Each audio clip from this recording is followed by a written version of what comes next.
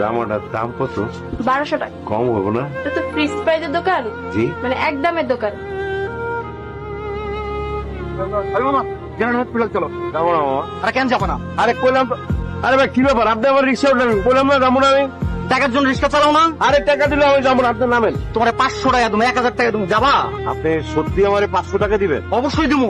আমার তাড়াতাড়ি তুমি তাড়াতাড়ি চলো। ভাই কিছু মনে না করলে আমার 350 টাকা দিলে দিবেন? 350 টাকা? আচ্ছা ঠিক আছে 350 টাকা তাড়াতাড়ি চল চল চল ভাই। আচ্ছা এতগুলো টাকা ফেরত দিয়ে দিলেন? আরে এটা তো আপনারই টাকা, আপনারই তো দিমু। টাকাগুলো ফেরত না দিয়ে তো আপনি ঈদের আনন্দও করতে পারতেন। ওইটা পারতাম, এটা আপনি তো বিপদে পড়তেন। আর আমার যেটুকু আনন্দ সেটুকু তো আপনার কাছ থেকে আমি পাই।